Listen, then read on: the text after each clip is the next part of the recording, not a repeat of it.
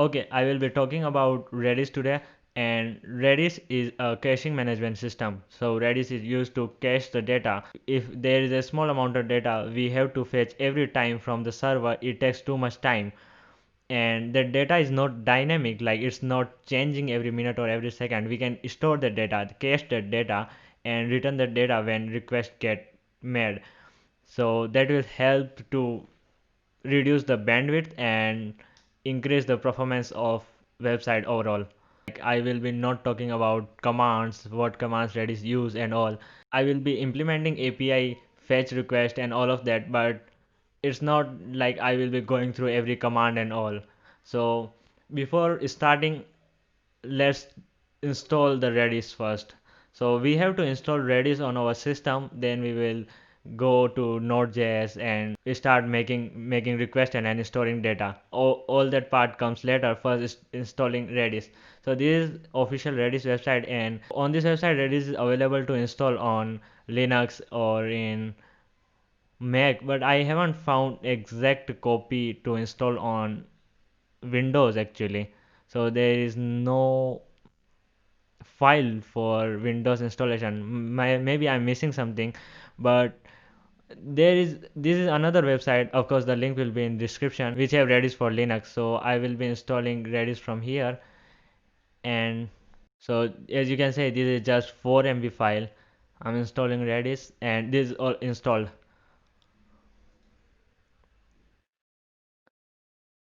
Okay, so I don't want to extract this from here.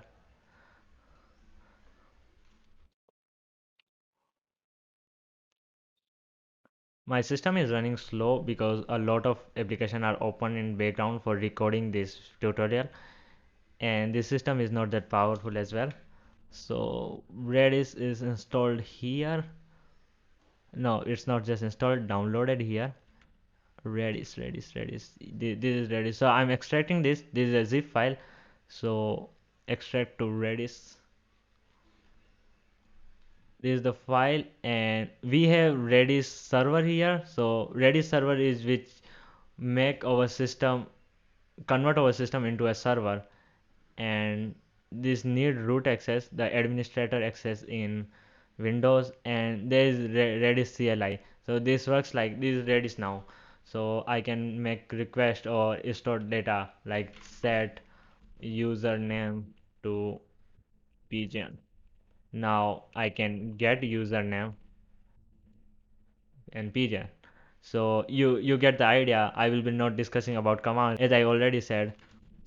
So but it is not practical to every time go into this folder and open this. So I will be setting this as an environment variable. So how to set environment variable? Go to this PC properties and advanced system setting environment, and there will be a path variable. Edit this and add a new variable and the paste the path of the folder where Redis is downloaded. Just say okay, done. So now I can access Redis from the server, from the terminal. So if I say Redis server, okay, I think I have to open new terminal here. So if I say Redis server, so Redis server is started from command line. I don't have to go into that folder, but there will be a lot of application open here. So I am transferring this to another desktop. So our working environment is clean. Now accessing Redis CLI is also same. I can just say I spelled it wrong. So I can just say Redis CLI and Redis is open. So let's make an application first. I'm going to the folder where I make all the application for tutorials, and let's name this Redis tutorial. Go into that folder, and I'm opening this folder into Sublime. You can use any editor you like. Why this open to sublimes. Okay, so first thing first, npm install npm init actually. So I'm initializing npm and doing -y so I don't have to answer any question. And so it, okay, it's done. And let's first install the packages we need so we don't have to come to terminal again and again to just install the packages.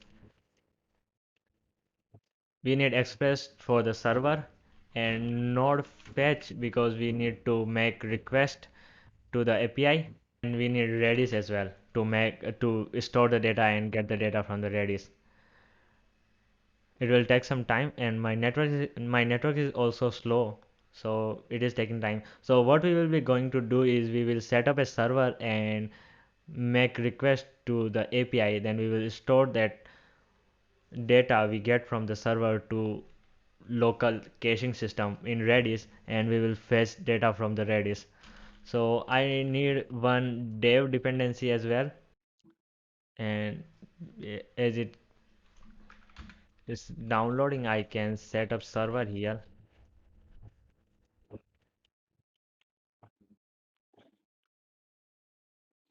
So index.js file is not available yet, but I'm making one. So so as you can see, everything installed. We don't need to install anything other than this. And let's make index.js here. I don't need this file to be open. So let's first import all the file. So now I am initializing app for our Express server.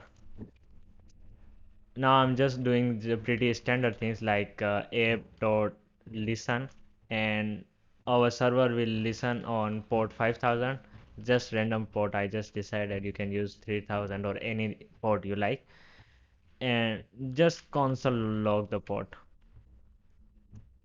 Just console log so we know the server is running.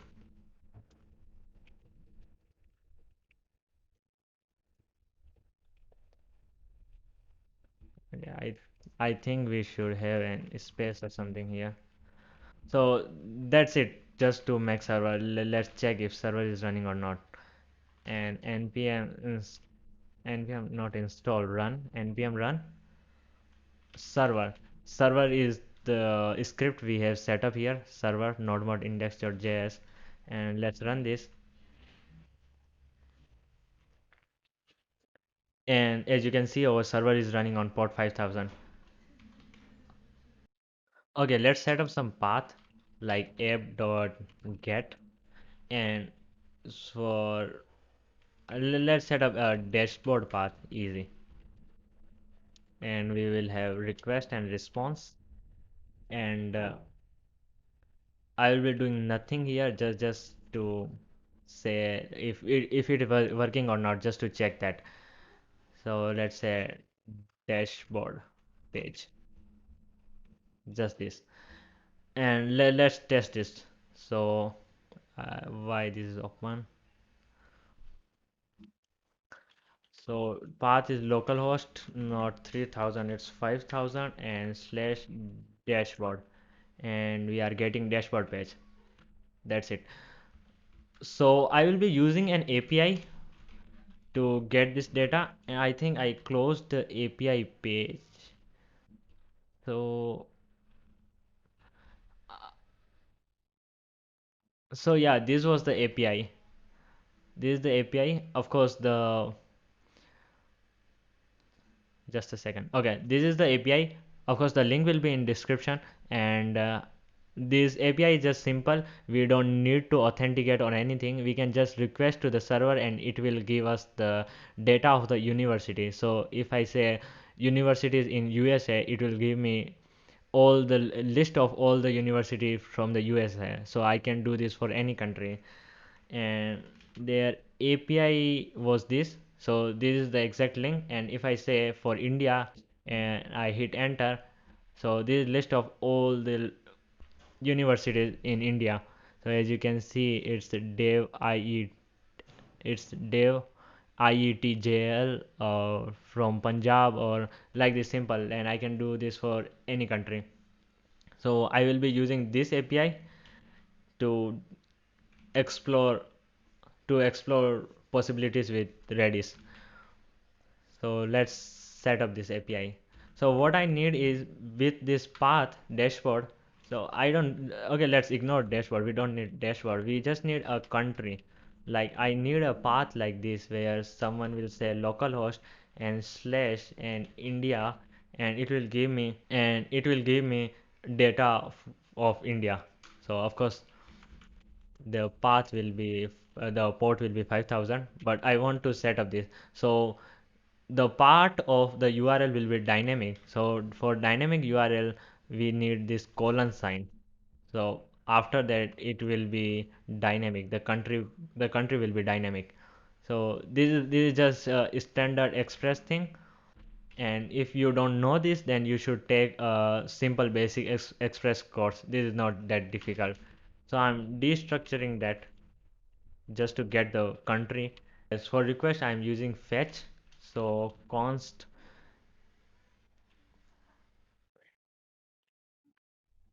response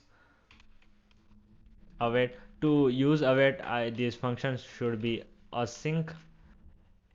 Let's make a request. So fetch and this URL, but part of this should be dynamic. So I cannot use the single quotes. I need this weird quotes, and it should not be India. It is supposed to be country. So now we have response from the server, but this response will be in JSON format. So we need to get this response and convert into the normal format which we can display on the web page. So just for that, just to get this data, I will do response.json, and I think I should make this await as well. So let's just do this. Just make response.send and data just to get if we are correct or not. And this should be an try and error block always. So this something goes wrong, we get a correct description and we know what things are going wrong and we can debug it easily. So just console log the error, nothing fancy here. Again, okay, let's test this. I don't need this, and this dashboard page, and now if I do like India here, and I should get data from India. Okay, I'm getting data from India. So what? So this is basic. We haven't touched Redis yet, but what we trying to accomplish here? So if I go to network tab, if I open this console and go to network tab, you know, if you don't know how to open this, it's just I just press the shortcut Control Shift I, and you can go from here menu as well. If I make a request here, this is taking too much time. You can see here it is taking around 2 seconds, which is huge. Working website, if have 5 seconds of loading time, no customer will come on that site. So we have to reduce this. So what we are going to do is I will be storing this data into our Redis server, and when the user make the request, we will check if that data already exists in our server, Redis server. If that data is on our Redis database, then we will fetch data from there and return it. If it's not, then we will make request only. After fetching the data, I want to make this tutorial as simple as possible. So I will not be storing all of this huge data. So I will be storing just first website here for just the sake of simplicity. So I don't want to deal with JSON and all of that. Just a string, I will be storing a string so you get idea. So let's destructure. Let's get this exact string first. So let's call this website, and it will be like data 0 first index and web page web pages. So we have website, and like let's test it if we are getting correct site or not. And now refresh, and we are not, we should not get entire page. Okay, we are just getting the website. So we can just say 0 index here, and this will just give us a string. So now, yes, So now I will be storing this string into our Redis database. To store this into Redis database, we first make a Redis client equals to Redis dot create client, and we can use any port here, but it is standard to use 6379. So let's make client dot set. I can do set, but I will be doing set ex. Set ex is used so we can have an expired date. We don't want to save this data for ever in the database. So because if something change on the server, we will be still getting data from cached data, which will be outdated. So we want to expire it after a certain time. So I'm storing by country name. So Redis works like key pair, simple key pair system. So country will be key, and our exact data, like which is website in this case, will be data. And here goes the limit the time limit after which this will expire. So that's it. We have stored data in Redis. I'm not fetching data from anything. We are just storing data. Nothing fancy here.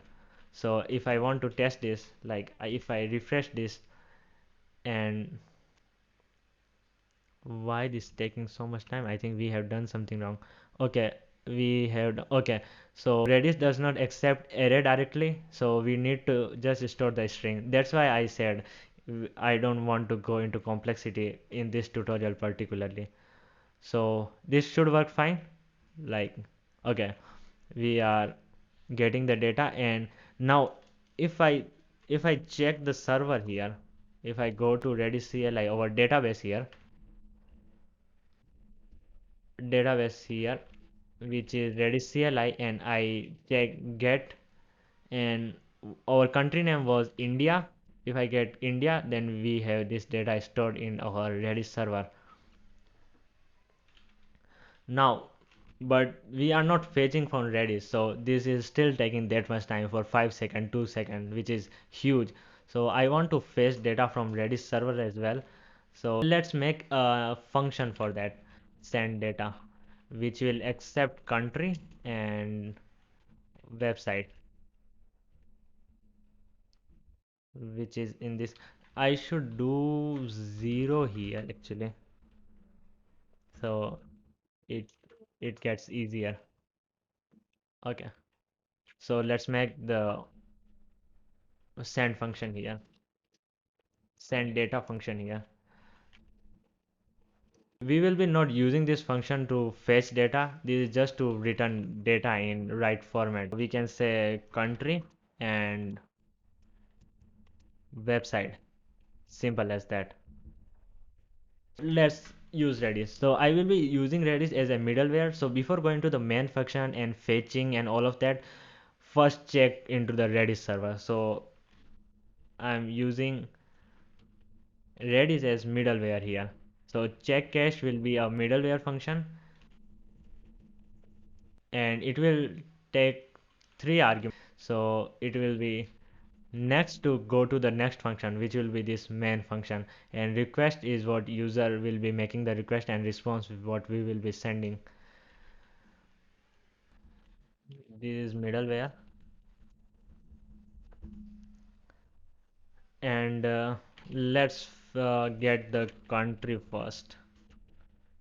So I'm just destructuring country from request as we did earlier, and check into the Redis. Now here we are fetching from Redis database if this country exists or not. So it will reply if there will be error, it will reply with error and the data which will be website. So if error, then we can just throw the error. And if website is not null, so we are getting something, then we'll just return this. So we have already made a function to do that. So I will be just using that, send data and website. Okay, this take 2 parameter. and otherwise we will just go to the next function. So we if we have website, then we will just return that website with country, so we don't have to do fetching and all of that thing again. But if we doesn't have anything, so website returns null, in that case we will get to the next function, which will be this function, and then we will be fetching data. So if we have data, we will be not doing any fetching or anything, so our performance will be improved significantly. For example, like, so I make request to for country United States. This is initial request, so it will take 4 5 seconds, whatever time it is taking. And it took, as you can see, it took like 7 almost 8 seconds, which is huge. But if I make same request again, then this time we will not be fetching from the server, we will be fetching from Redis database. So it should be, so you can see it's almost instant. So as you can see, it is still taking 2 seconds, but it is a significant improvement over 7 or almost 8 seconds. So that's pretty much it about Redis. There is nothing much to explain again. So we are just making a route and making request and fetching data from the API, and just destructuring the data and getting the exact thing we want, and then storing that data into our Redis server, Redis database, and then we will be just sending that data back. But if we have the same data cached, we will be not doing all of this thing. We will just check and get fetch the website from our cached data and return that as a response. So this is simple. This is just an simple implementation of the application of Redis. So if you are new and you haven't subscribed yet, please consider subscribing. I will be doing more tutorials like this. Okay, that's it.